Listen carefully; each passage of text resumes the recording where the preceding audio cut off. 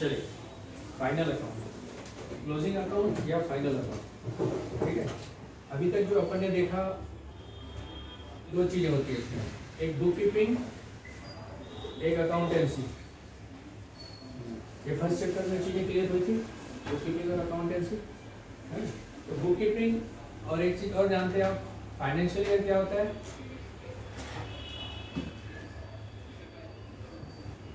एक अप्रैल से शुरू होके 31 मार्च को खत्म होता है। इसमें डेली के ट्रांजेक्शन को हम प्रॉपर तरीके से रिकॉर्ड करते हैं, जिसमें आपने देखा जर्नल में एंट्री करते हैं, लेजर में पोस्टिंग करते हैं, फिर बैलेंस निकालते हैं, ट्रायल बैलेंस बनाते हैं, है?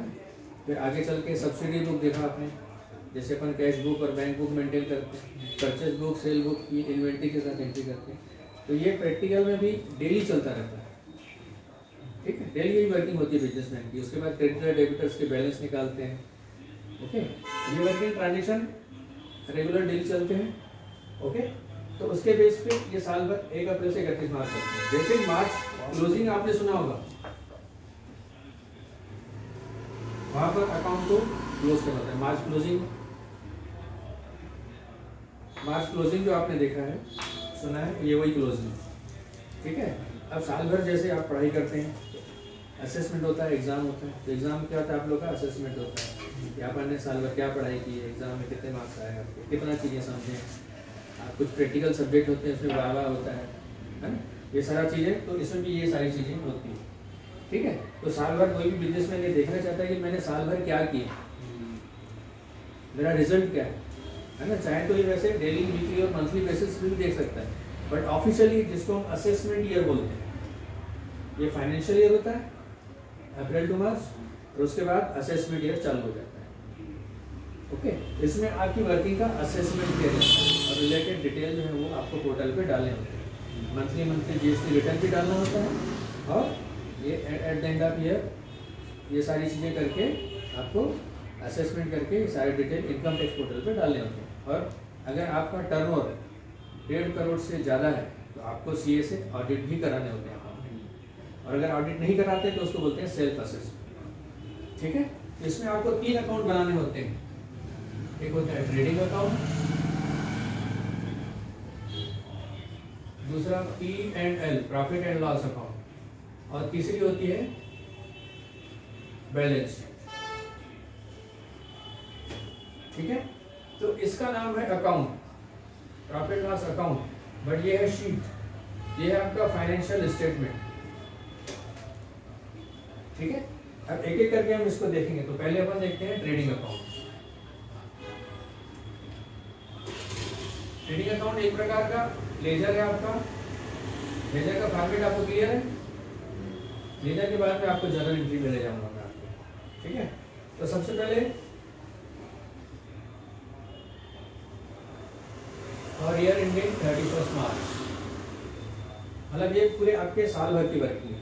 ठीक है, तो सबसे पहले इसमें देखा जाता है ट्रेडिंग, नाम से क्लियर है। ट्रेडिंग यानी व्यापार, आप किस चीज़ का व्यापार करते हैं, यानी गुड्स।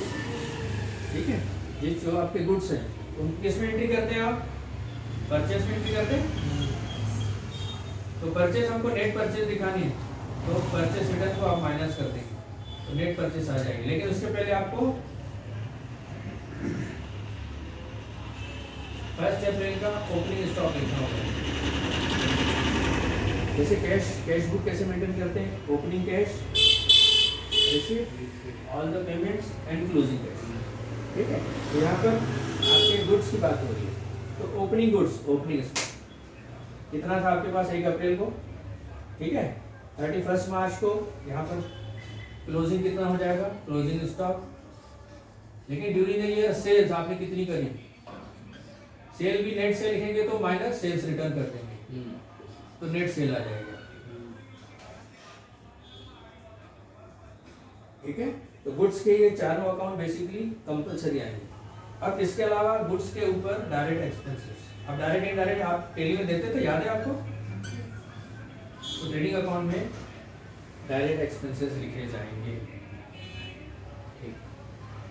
ठीक है, डायरेक्ट एक्सपेंसेस कौन से होते हैं? जो इस पे किए जाते हैं।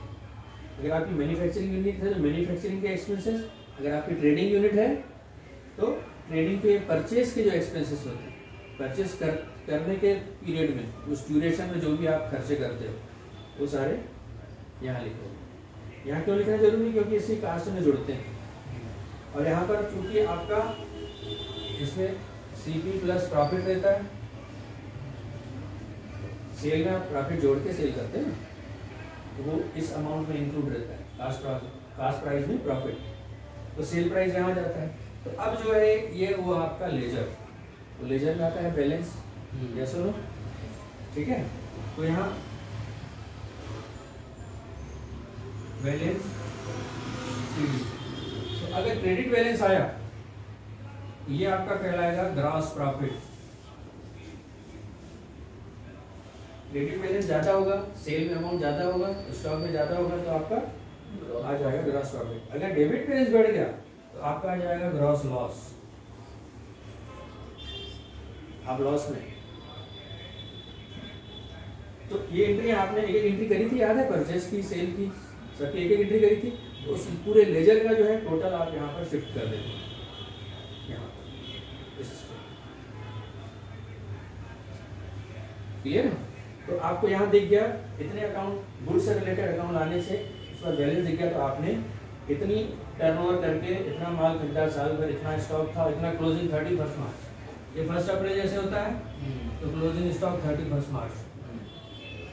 जैसे कैश इन हैंड रहता है, डेली के बेस पे ले सकते हो, ये अपन एनुअल बेस पे ले।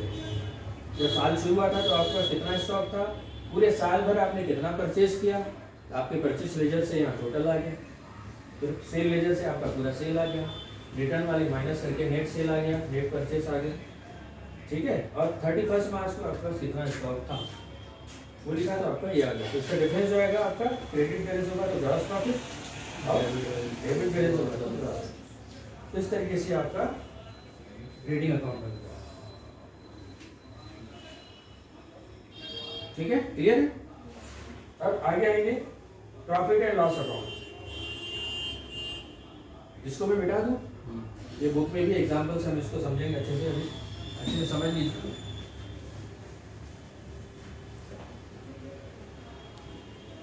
अभी मैं तीनों का फॉर्मेट बता रहा हूँ, फिर एक एक करके अपन प्रैक्टिस करेंगे, ठीक है। P&L, profit and loss account, ये भी वैसे ही। तो जो आपका यहाँ ग्रॉस प्रॉफिट है वो वापस बीडी के रूप में आप यहाँ शिफ्ट हो जाएगा कि आपने ट्रेडिंग करके इतना ग्रॉस प्रॉफिट कमाया, ठीक है। तो क्रेडिट में ऑटोमेटिक सीडी का बीडी आ गया, याद करिए, तो यहाँ शिफ्ट हो जाएगा ग्रॉस प्रॉफिट। अब यहाँ आपके इनडायरेक्ट एक्सपेंसेस डेबिट में आएंगे और इनडायरेक्ट इनकम क्रेडिट में आएंगे। फॉर एग्जाम्पल याद करिए आप, जितने भी एड टू ट्रेड के एक्सपेंसेस हैं, मोटर फेड है, सेल के एक्सपेंसेस आएंगे, इसमें परचेस के एक्सपेंसेस डायरेक्ट वहाँ आ गए ट्रेडिंग अकाउंट में, सेल के एक्सपेंसेस आपके प्रॉफिट एंड लॉस अकाउंट में, ठीक है। तो जैसे फॉर एग्जांपल स्टाफ को सैलरी देते हैं, बिजली बिल पटाते हैं, कमीशन देते हैं, ठीक है, जितने भी एक्सपेंसेस हैं, दुकान के खर्चे हैं, ठीक है, जो भी आपने खर्चे किए हैं, बैंक चार्जेस कटे हैं वो हैं, बैंक को इंटरेस्ट दिया वो है, अगर इंटरेस्ट मिला तो इनकम, ठीक है, रेंट पटाया है, आपने रेंट दिया है, डिस्काउंट अलाउ किया है, डिस्काउंट अलाउ इधर। अभी ट्रायल बैलेंस में भी आप लोग ये सब डेबिट क्रेडिट करते हो, याद होगा, वही सेम इसमें डेबिट वाले डेबिट में आएंगे, क्रेडिट वाले कैसे, लेकिन सिर्फ एक्सपेंसेस, ठीक है। तो गुड्स जो है वो ट्रेडिंग अकाउंट में, एक्सपेंसेस जो है वो प्रॉफिट लॉस अकाउंट में, ठीक है। तो ये जो आपको ट्रेडिंग अकाउंट से ग्रॉस प्रॉफिट मिला उसमें से ये एक्सपेंसेस माइनस हो जाएंगे, इनकम जुड़ जाएंगी, तो फिर से यहाँ सीडी बैलेंस आएगा, ये हो जाएगा आपका नेट प्रॉफिट जो आपके पॉकेट में आना चाहिए, नेट जो आपकी बचत है। अगर क्रेडिट बैलेंस है तो, अगर यहाँ फिर से डेबिट बैलेंस हुआ तो नेट लॉस,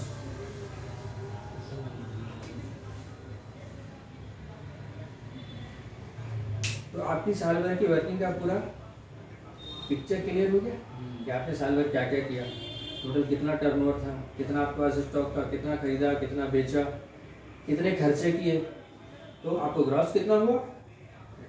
तो प्रैक्टिकली हो सकता है ऊपर ट्रेडिंग में आपको ग्रॉस प्रॉफिट आए लेकिन अगर उस ग्रॉस प्रॉफिट से आपके खर्चे बढ़े हुए हैं तो आपको यहाँ नेट लॉस आ सकता है।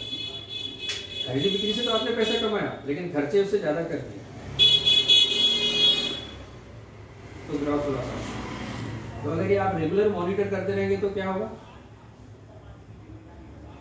इसको आप रेगुलर मॉनिटर करते रहेंगे, रोज की रोज एंट्रियाँ होती रहेगी, तो उससे क्या फ़ायदा होगा, गलती पकड़ में आएगी। हमको ये समझ में आ जाएगा कि हमने कमाया कितना और खर्चे कितने हैं, तो हम उस पर कंट्रोल कर सकते हैं। ये कब होगा, जब एक बिजनेसमैन उस चीज़ को समझता होगा। जो चीज़ अब खरीदी बिक्री में लगा हुआ है बाद में पता चलता है, साल के आखिरी में 2 साल बाद जब धीरे धीरे शिकंजा कसता जाता है, पैसे कम होते जाते हैं, खर्चे बढ़े हुए हैं। ये लोग जो है ज़्यादा लोग को नौकरी से क्यों निकालते हैं, तो 2 दुकानों को एक दुकान छोटी क्यों कर देते हैं वगैरह वगैरह, जो आपने देखा होगा जो चेंजेस करते हैं। ज़्यादा स्टाफ है तो उसको कम कर दिया। ये जो डिसिप्लिन और मैनेजमेंट करते हैं वो क्यों करते हैं, तो उनको पता रहता है हम टोटल कितना % कमा रहे हैं, हमारे खर्चे कितने हैं। वो हमेशा सेल पे मॉनिटरिंग करते हैं कि हमने टोटल इस महीने कितनी सेल करी है और उससे हमने कितना कमाया होगा और मेरे खर्चे कितने हैं, तो उसको वो कंपेयर करते रहते हैं। तो जो बिल्कुल ऑन द रिकॉर्ड सॉफ्टवेयर में कंपेयर करता रहेगा वो भी कंट्रोल करता है। या तो सेल बढ़ाएगा, भाई मेरे फिक्स एक्सपेंसेस तो देने हैं, मेरे को मकान का किराया देना है, दुकान का किराया देना है, स्टाफ की सैलरी देनी है, बिजली बिल पटाना है, पेट्रोल है, दूसरे जो रेगुलर खर्चे हैं मंथली वो तो देने हैं। तो उसको वो सेल से कंपेयर करेगा कि मैंने कितना ग्रॉस प्रॉफिट कमाया, मेरे खर्चे कितने हैं, तो मैं नेट प्रॉफिट में हूँ कि लॉस में।